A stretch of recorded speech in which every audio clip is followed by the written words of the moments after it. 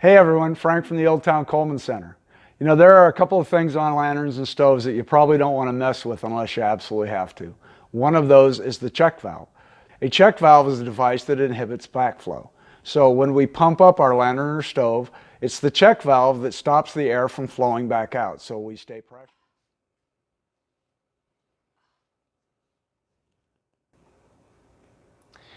See, we got a little moose in the yard, checking things out.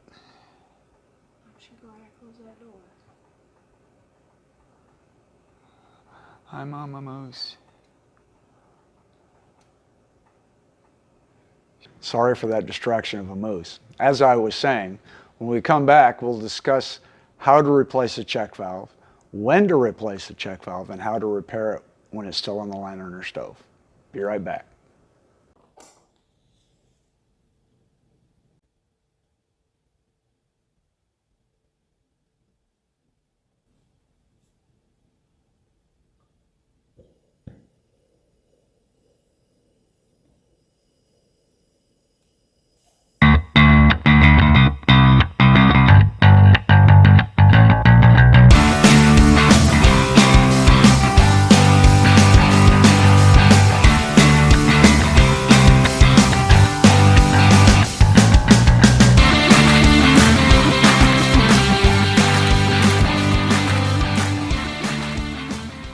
Okay, welcome back.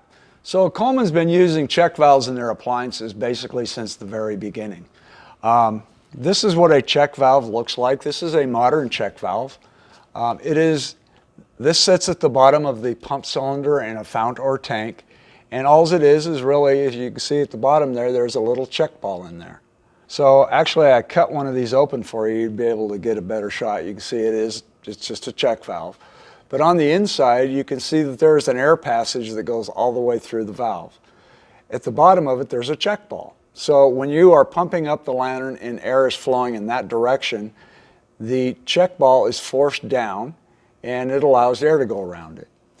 When you hit the bottom of your stroke or you've stopped pumping, the pressure inside the fount or tank is going to force this check ball to come back up. And when it does, there is a seat up on top, and that will stop air from flowing through. That is what a modern check valve looks like. This is a filler cap from the 1920s. It came off of a quick light lamp. And you can see at the bottom of it, there is a little check ball. So the check valve is built into the filler cap of this one, and it made it real easy to take it off and clean it because it was right there. Same thing applies. This is from a 1930s instant light lamp, and you can see at the bottom there is a little check ball in there, and that's how they did it. So in the 1930s or so, Coleman decided to put the check valve at the bottom of the pump cylinder inside of a built-in pump. And initially when they did that, at least on single mantle lanterns, what they did, it was called an NRV, a non-return or a no-return valve. And then they came out with a check valve that is this check valve. This is the modern device that 99% of the lanterns that you run across will look just like this. Now let me show you how you can test a check valve to find out, one, if it's leaking, or two, how bad it's leaking. You'll need a good pump and a good filler cap to do this test. In this previous video, I pressurized the fount well, but when I'm done, I don't twist the pump handle to close the air stem. Next, I place my finger lightly on the pump to see if it moves. The check valve in this lantern is good. If the check valve is leaking, the air that gets past it will lift the pump and your finger upward. The check valve in this 200A has a slow leak. I'd probably leave it in the lantern and just clean it up a bit with some carburetor cleaner. But the check valve in this 220E is leaking badly. Way too much pressurized air is getting past it to be safe. An appliance with a check valve in this condition requires corrective maintenance before using. So if you find the check valve is leaking, obviously you don't want to just pull it out right off the bat. It is possible to clean it, and the way you do that is the check valve is down in the pump cylinder. So if you were to take your pump cylinder and spray some carburetor cleaner in down here, the check valve is down at the bottom, and that carburetor cleaner will flow into and get inside the check valve. Once you get some carburetor cleaner in there, put your pump back in the cylinder and pump it just a little bit. What you want to do is you want to get the fuel to flow up into this little air tube right here. And that way you have carburetor cleaner sitting on both sides of the check valve, and that will clean it a little better. If you let the carburetor cleaner sit in there for a number of hours, there's a pretty good chance that it's going to eat the varnish away from the seat and the check ball, and it would start working well for you again. So if you're at a point where you need to remove your check valve, we'll go over a few of the tools that you can use. Now, if you're only going to remove one, you have one lantern and you want to remove it, it is possible to do it with a screwdriver, and that's the first method we'll cover. When I first started doing this, I took the check valve out of hundreds of lanterns and stoves with this screwdriver. I probably had an 80% success rate. This is a 3/8 inch by, this one's 8 inch, but the blade width is 3/8 of an inch. I'll show you how this screwdriver fits inside of these check valves. I'll show you a couple of them here. This blade is just a little bit sloppy in this check valve. And that's probably a little bit too much slop because, of course, the check valve is made of brass, and it's very easy to damage it. If you strip out that slot, you are done trying to use a screwdriver. You're going to have to go on to the second method. So what I did is I ground off the end of the screwdriver. You can see that it's a little bit shorter. I just ground it down a little bit, and my check valve removing screwdriver fits a little bit better. Nice and tight fit, and that's going to give you the best chance of removing it. So the first thing you want to do is take carburetor cleaner and spray it down inside of the pump cylinder. Let it set at least overnight. Give it a lot of time to work so you can get as much of that varnish released as possible. Then you would do is take your screwdriver and get it down there, get it in the slot. Make sure your screwdriver is centered in the pump cylinder so it's as square as possible, and then have somebody hold the font for you or put it into a lantern clamp and try to turn it to release it. Turn it counterclockwise. The nice thing about these screwdrivers, not only are they 3/8 of an inch down here, but this is 3/8 of an inch here. So you can take a 3/8 inch wrench and help turn the screwdriver. Most of the time they will pop out. Most of the time. Now, there is another way of doing it. And if you try this and this fails, then you have to go to method number 2. You can go directly to method number 2 if you want. Some really, really old lanterns are going to have a lot of varnish in there. They're going to be really difficult to get out. And these brass check valves are just going to be frozen in there, and you may not be able to get it out with a screwdriver no matter how long you soak them. Number 2 is a screw extractor set. This is, I don't know, $10 or so. You can see that it comes with 5 screw extractors, number 1 through number 5 in size. And for check valves that use, if your air stem has a big tip on it like this, that means you have a large hole in the check valve. It's the larger hole. If you have that, you would want to use the number 5 screw extractor. And what you would do is it just goes in there and you turn it counterclockwise. It grabs in there and it turns it and pulls it right out. Now, if you have the smaller version, like this, if your air stem looks like that and you have the smaller hole, you would want to use the number 3 screw extractor. And again, it just fits down in the little hole there, and you turn it counterclockwise and it gets a nice tight grip, and you continue turning it counterclockwise and it will pull it right out. Now, here's the problem. That's not long enough for you to reach with anything when it's down inside of a lantern or a stove pump cylinder. So what you have to do is extend that. If you're using a number 5, you can use a 3/8 inch extension, and the female end will fit right over that, and you can turn it and pop it right out. If you're using the number 3 extractor, the way I found out to do it is you go down to a hardware store and you buy one of these. This is called a drill bit extender, and you can see it's got a couple of set screws on the end. All you do is you set this in there like that, And you take your Allen,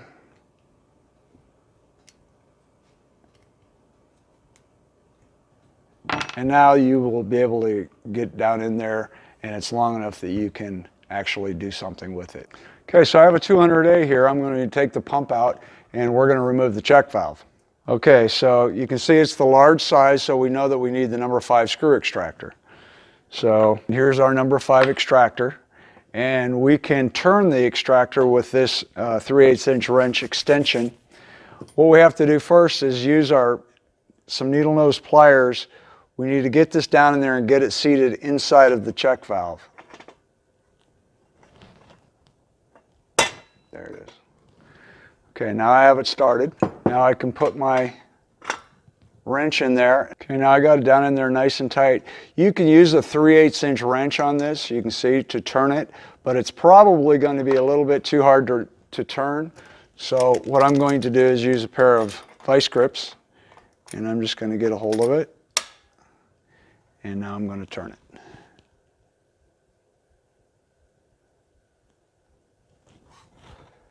What it's doing right now is the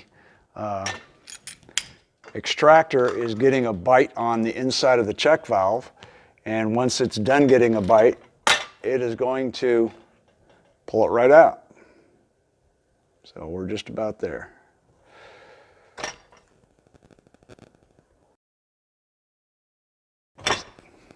There she goes. See, it was very, very tight.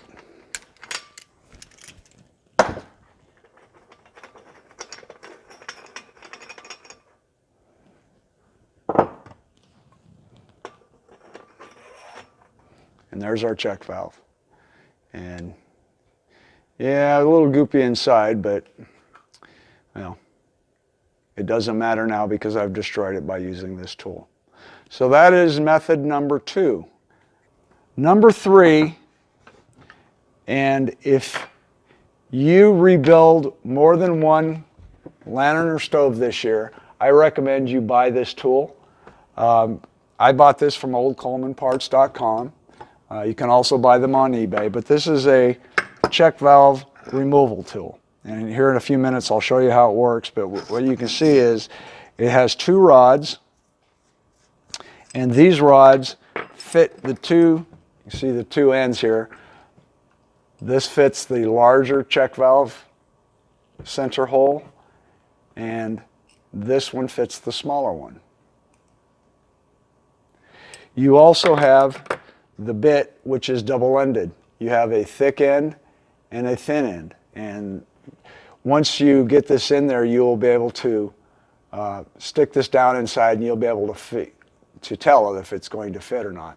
You can see that that fits pretty well for that thin one, but the thick one won't work at all.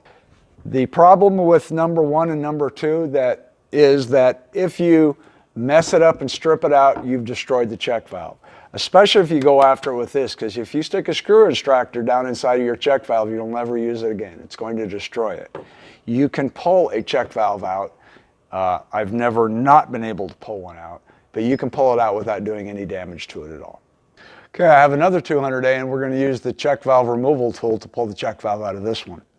As you can see, I have the big end on the air stem, which means I need to use the larger of the 2 rods that go in, which would be this one right here.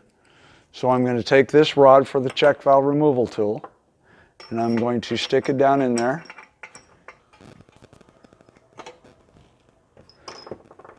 Then I'm going to take the bit, and I'm going to use the small one. Get it down in there, and hear that click, she locked in place. I'm going to put this collar around it, put down the wing nut to hold it all together nice and tight. And what this does is this pulls the check valve up against the bit so it cannot release. And I've never had one fail on me yet. So now I'm going to take a 5/8 inch wrench, and I'm going to just pop it free. Hear the air releasing out of the fountain.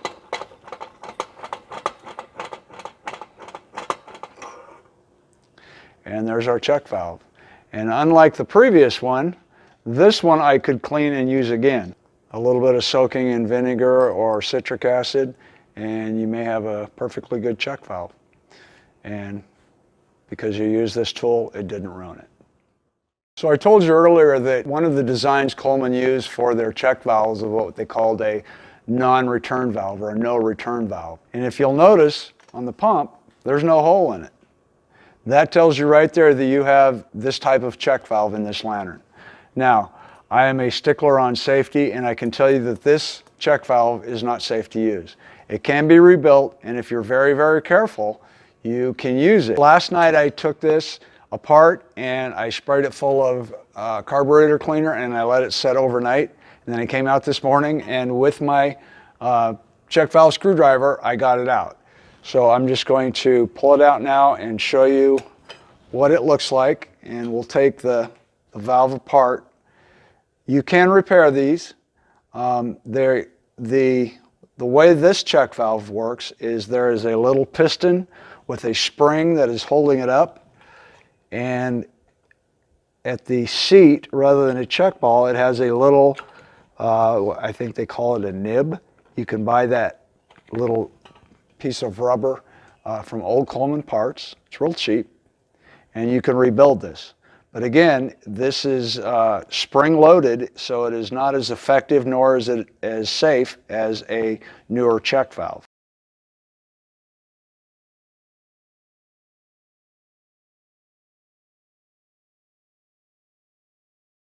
So our check valve, it also has a slot in it. It just doesn't have the air stem.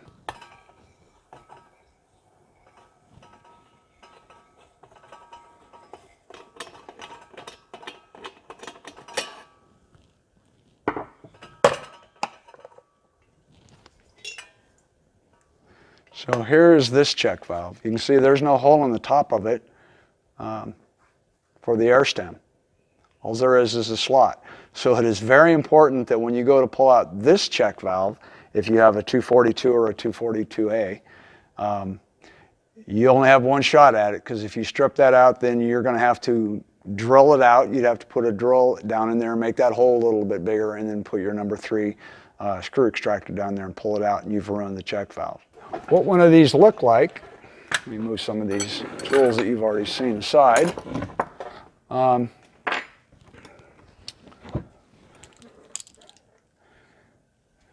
You can see on the end, you can see that centerpiece that you see right there is the bottom of the piston. And this takes a 1/4 inch wrench, and you unscrew this.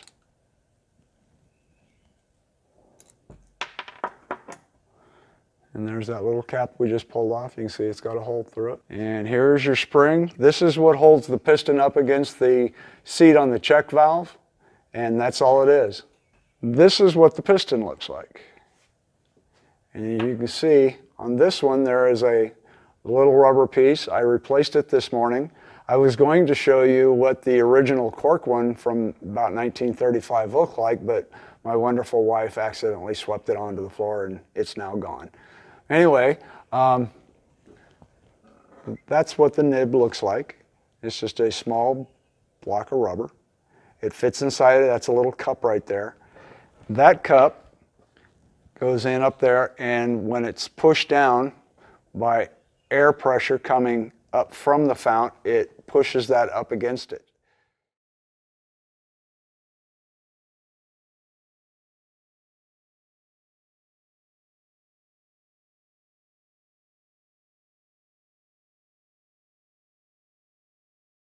So thank you for watching this video. I hope you enjoyed it. I apologize for the moose that distracted me for a few minutes. But if you liked the video, please give me a thumbs up and subscribe to the channel. You can also follow us on Facebook, Twitter, Instagram, and Pinterest. And if you go to oldtowncoleman.com, you will be able to find all of these tools here and an explanation of how to use them. And as always, keep them burning.